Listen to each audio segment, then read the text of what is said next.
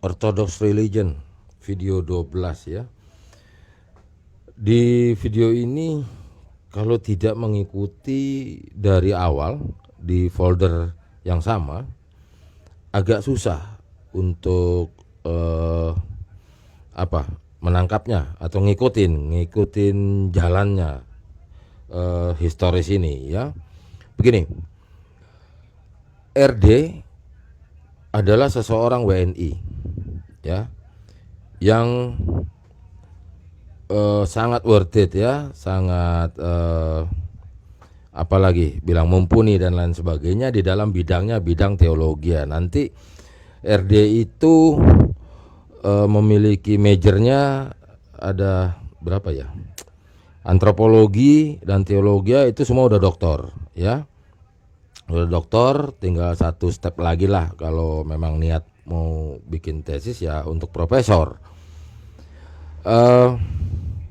Pada masa awal yang tadi di video-video di satu folder ini bahwa itu adalah pernah satu kampus dengan episkop itu yang Konstantinopel. Jadi kalau kita secara orang luar akan melihat bahwa sebetulnya kalau mau ngomong bahasa umumnya pinteran RD daripada episkop gitu, dalam konteks skill, dalam konteks teologi, dalam konteks segalanya begitu ya. Jadi itu kalau orang mengerti masuk di dalam suatu organisasi hierarkis ya, itu adalah suatu goals seseorang. Kalau memang sudah skillnya di bidang, memang sudah haulnya hidup di dalam dunia keagamaan RD itu. Maka saya pernah menyampaikan juga di beberapa video di luar folder ini bahwa kalau belum paham tentang teologi sebelum masuk ke teologi itu ada 3 bidang yang mesti dikenal lah ya. Nggak perlu jadi hebat pakar nggak perlu, mesti mengerti dulu. Oleh karena itu ada teologi. Ini khususnya kalau mau masuk ke teologi ortodoks ya, mesti memahami dulu tentang dunia kemiliteran ya. Kenal aja, asal-asal tahu aja begitu struktur kemiliteran, karena di situ memang ada hierarkis di situ. Terus juga semacam kayak struktur kerajaan ya, kingdom begitu ya. Banyak baca aja kayak begitu. Nanti ada persamaan di situ ya. Terus juga tentang di dunia hukum ya, istilahnya di bidang law begitu ya. Lanjut ke sini, RD itu sudah mentok karirnya di jenjang presbiter ya, di jenjang presbiter sudah mentok karirnya. Dalam konteks ini apa kalau mau dibilang istilahnya, kalau di militer dia udah pamen ya, perwira menengah begitu. Nah, logis dong orang yang mempunyai skillnya di dalam bidangnya ya kan, karirnya di dalam dunia keagamaan untuk menjadi pati gitu loh, pejabat tingginya gitu ya, tahu ya maksudnya ya kan. Ada kolonel, naik lagi, terus nanti ada jenderal bintang 1, bintang 2, bintang 3, bintang 4, kan begitu. Itu semua cita-cita juga begitu ya. Orang dari S1 cita-cita juga S2, S3, terus lanjut aja kan begitu. Logis lah. Ya, maka RD itu satu-satunya lah ya WNI ya dengan skill yang worth it ya dan mumpuni ya, dapat untuk mencapai ke tingkat episkop ya. Sampai sejauh ini WNI tidak ada yang berkompeten ya di dalam apanya ini ya, skillnya ya, knowledge-nya dan lain-lain ya. Apalagi bilang ini lagi milih-milih kosakata yang untuk umum ini, jadi sambil mikir ya, sebab susah nanti kalau saya ngomong gamblang-gamblangnya banyak nanti mengundang orang yang nyinyir, padahal yang nyinyir nggak ngerti apa-apa kan gitu, repot juga. Oke, nah di dalam kehierarkisan ya nanti di video lainnya lagi itu kenapa kok kayak banyak macam ortodok apa gimana, enggak. Terus ada yang di sosmed suka banding, oh enggak gitu, kalau Katolik Roma gini-gini. Wey, zaman Google sekarang nggak usah lebay. Dulu zaman Pak Harto iya itu memang diituin, ada intervensi, ada tekanan itu. Only Roman Catholic yang hadir di Indonesia. Sekarang enggak bisa. Semua terbuka, pengetahuan terbuka. Banyak kok itu, ya kan? Ya banyak macam, banyak yang ekskomunikasi, banyak yang apa semuanya lah, macam ragam, sama aja kok sebetulnya ya. Cuman ya kita juga harus akui Vatikan ya top lah, beken lah, pengaruh lah di dunia ya toh. Dah gitu dulu. Nah, jenjang karir inilah yang mau ditempuh oleh RD. Bagaimana caranya? Agak ulang sedikit. Di dalam Greek Orthodox Constantinople ini agak mustahil dicapai siapapun orangnya, sehebat apapun orangnya. Saya agak keberatan mengatakan bahwa di dalam dunia keagamaan ini susah saya ngomong di sini ya. Gini, rasis itu bukan negatif ya, karena agama itu pun tidak demokrasi. Ya, ini kan jadi ada di video lainnya saya katakan semua upside down. Ya, karena semua pemahaman apa sih rasis itu, apa sih demokrasi itu semua keliru pendapatnya. Ya, gitu loh. Dikit-dikit kalau udah ngomong race begitu kayak udah negatif, udah kayak buruk. Lo salah kok. Siapa bilang buruk itu bukan milik orang waras kok. Orang gila itu. Apa-apa diburuk-burukin, apa-apa dinegatifin gitu. Lihatlah nanti di video-video lainnya ya. Jadi demikianlah adanya. Nggak usah ngomong tabu-tabuan. Di dalam koridor Katolik Roma pun baru tahun 1967 WNI kok. Ratusan tahun orang asing kok. Gitu loh. Ya. Nah, inilah jadi peluang seorang WNI RD ini dapat mencapai ini. Di dalam hierarkis itu agak mustahil. Jadi kalau ada konflik, ada putus hubungan atau tidak dinaungi lagi oleh Konstantinopel Greek Orthodox tersebut, RD sebetulnya tidak terlampau kecewa, tidak terlampau bete ya apa bilangnya, tidak terlampau gitu, karena memang potensi yang mumpuni dirinya gitu. Jadi enggak terlampau ya habis dah karir gue, enggak gitu. Beda kalau sama orang yang tidak punya potensi yang langsung drop gitu loh ya. Ya semangatnya dan lain sebagainya ya, euforianya begitu. Nah, ini yang mau dituju. Ibaratnya ya gitu deh ya, mau gimana caranya udah pokoknya ini dulu arahnya gitu ya, karena ini jenjang karir ya.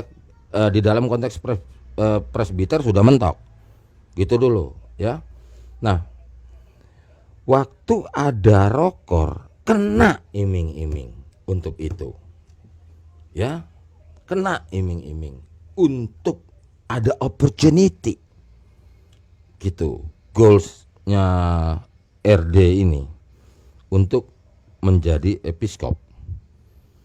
Namun ya karena nggak tahu dengar isu omong-omongan dari pihak MP Metropolitan Rusianya begitu, terus ada sedikit intervensi dari Greek Ortodoksnya, ya biasalah ya, sentimen, nyinyir ya, goreng-goreng sana gitu, karena memang suatu hal yang tidak mudah seorang warga negara lainnya untuk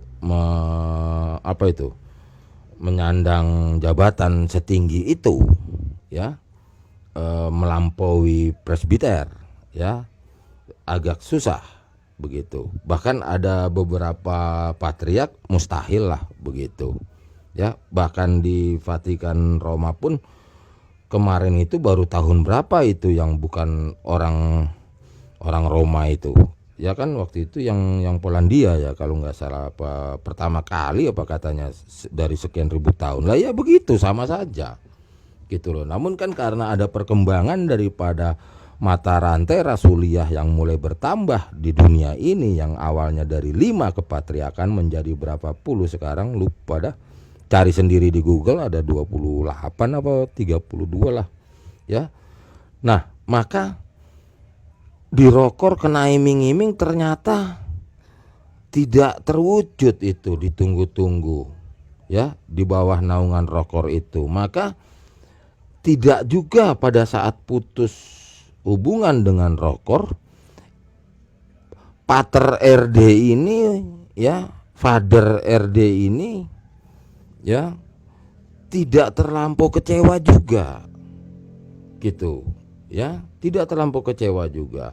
Ini kan punya konflik internal, tadi kita sudah bahas dengan MP-nya atau dengan yang Russian dari tanah air Rusia itu kan urusan internal situ ya. Memang dari situlah isu-isu gosip sentimen terhadap seorang WNI RD ini timbul kan. Akhirnya ya sudahlah, ini selesai. MP udah pasti mustahil karena dialah yang pembawa apa ya berita itu, karena MP itu ada komunikasi dengan Konstantinopel begitu. Nah panjang cerita lagi, pendek cerita aja lah ya, singkat aja. Ada beberapa peluang-peluang dari Eropa Timur waktu itu, ada keuskupan mau menaunginya beliau ini apa segala, akhirnya juga tidak ada kecocokan gitu. Karena kita kan mencari goals di sini ya. Beliau maksudnya ya, RD mencari tujuan hidupnya begitu ya, jenjang karir setinggi-tingginya. Wajar dong kalau anda semuanya nggak punya cita-cita ya mandek aja deh loh, jangan lo samain dong karakter orang sama dirimu gitu loh ya, udah gitu akhirnya singkat cerita itulah genuine Greek Orthodox itu yang sekarang ini menaungi rumah tangganya di Indonesia ini ya. Tinggal tunggu waktu, soon or later katanya ya kan, cepat atau lambat nggak tahu deh ya kan. Cuman intinya ada lampu hijau lah di situ untuk membuka jalan tersebut. Seorang WNI akan adalah peluang menjadi episkop ya gitu. Episkop itu ya sudah setara itulah nanti dengan yang lain-lainnya gitu, bahkan nanti setara dengan si episkop si Konstantinopel itu ya, jabatannya stratanya itu sudah sama gitu ya. Saya nggak bicara dulu dari sudut lain, pokoknya ya udah begitu ya, nanti bisa setara dengan yang dari metropolitan patriark itu nanti tuh, kalau yang awam yang nggak ngerti jenjang ya. Maka itu perlu pra teologi ya, sebelum masuk ke teologi nggak ada guna masuk, nanti ngebantah mulu soalnya ya. Dibutuhkan mindset ditata dulu mindsetnya kalau mau masuk ke teologi ya. Maka itu saya istilahkan pra teologi. Nah di dalam naungan yang sekarang ini yang menaungi RD itu ada peluang ya. Kalau bagi keuskupan itu kan melihat orang kita kan berarti kan orang asing buat dia kan gitu kan. Ada peluang orang asing menjadi episkop ya kan, untuk tabisan episkop itu ya. Nah disinilah kaitannya dengan nama GOI ya. Saya singkat cerita aja, mudah-mudahan nggak ada lagi video berikutnya ini. Jadi begini, GOI itu ingat yang pernah saya utarakan tentang nama Ortodoks itu selalu bergandeng dengan bangsanya. Lah inilah dia gitu, supaya sama dengan Greek ya. Greek kan Yunani Ortodoks ya kan, Libanon ya kan, Mesir gitu loh, Rusia ya, banyak lagi yang lain-lain, sebut aja Ethiopia, Armenia gitu ya. Nah ini Indonesia, siapakah yang dapat melahirkan Ortodoks Indonesia nih, apa nih siapakah yang dapat melahirkan Ortodoks Indonesia? Ya GGO ini. nanti ininya tenggelam, nama ininya yang hadir gitu loh, akan tampil di dunia ini bisa tampilannya atau apa itu sebetulnya mau dibilang selevel ya oke lah gitu, karena itu nanti terlampau detail, ini waktu juga habis ini ya nggak bisa hitung menit ini masalah ginian. Pokoknya akan tampil sedemikian rupa performanya keortodokan di negeri ini gitu. Jadi nggak pakai lagi nama bangsa lain, karena nanti ada satu Koptik ya, dua sebetulnya ada Koptik di Indonesia ini, yang satunya sama BN yang dari Jawa Timur itu, sama satunya lagi adalah di Jabodetabek sinilah begitu. Itu sebetulnya posisi di Indonesia itu adalah paroki dari negara orang, statusnya baru paroki begitu ya, branchnya gitu loh, cabangnya. Jadi bukan struktur keorganisasian ortodoksnya yang hadir di negeri ini, bukan gitu loh, cabangnya lah begitu loh bahasa gampangnya, beda sama ini. Nah maka RD sedang memperjuangkan bila mana, karena yang dapat mentabiskan para imam dari tingkat bawah, dari tingkat frater sampai tingkat presbiter ya, jabatan paling rendah bahkan itu adalah episkop, ya tentu di atasnya patriark ya. Episkop itu sudah dapat mengatur rumah tangganya di bawah, itu namanya otoritas ya, otoritasnya di mana begitu. Nah ini yang sedang dinanti. Nah genuine Greek Orthodox itu ada peluang untuk melahirkan seorang asing loh, kan kita jadi orang asing namanya kan ya kan, untuk menjadi orang lokal seutuhnya, Ortodoks Indonesia seutuhnya. Ini pada nggak paham puluhan tahun bahkan ya, bertahun-tahun, termasuk member of Orthodox in Indonesia nggak paham, termasuk para romo-romonya nggak paham step by stepnya ke sana. Maka itu suka saling nyinyir, saling debat, udah gitu malah suka belok-belokin omongan, nggak penting gituan, untuk apa gituan, yang penting kita beriman. Capek deh. Gimana sih itu, selalu itu di ruang-ruang komen itu kayak begitu ya. Udah stop lah yang kayak begitu-gitu, ntar on gitu loh ya, terlampau cetek ya, terlampau picik gitu ya. Ya mungkin ya kalau bukan bidangnya ya udah nonton aja, nggak usah ikut-ikut ini apa, meramaikan di ruang komen ya, di Facebook apa itu segala ya. Nah jadi maka inilah yang sedang diperjuangkan, akan menjadi labelnya. Ini saya bahasa gampangnya aja ya, karena ini hitung menit ini, soalnya nanti kalau terlampau rinci habis waktu. Inilah yang sedang dinanti-nanti ya. Saya mau singkat cerita aja supaya tahu. Konstantinopel, Greek Orthodox Konstantinopel tidak akan pernah melahirkan ini. Ya, tidak akan pernah. Ya. Metropolitan Patriarch of Russia tidak akan pernah. Ya. Rokor akhirnya tidak juga. Ya toh. Nah, inilah dia. Keepiskopan inilah yang dapat. Saya rasa udah pastilah, karena kan RD sudah berapa kali ganti naungan. Ya sudah, dia sudah make sure lah itu. Ya sudah fix lah itu. Begitu ya. Ini udah kepanjangan untuk video ini ya. Jadi Orthodox Religion video 12 saya cut dulu.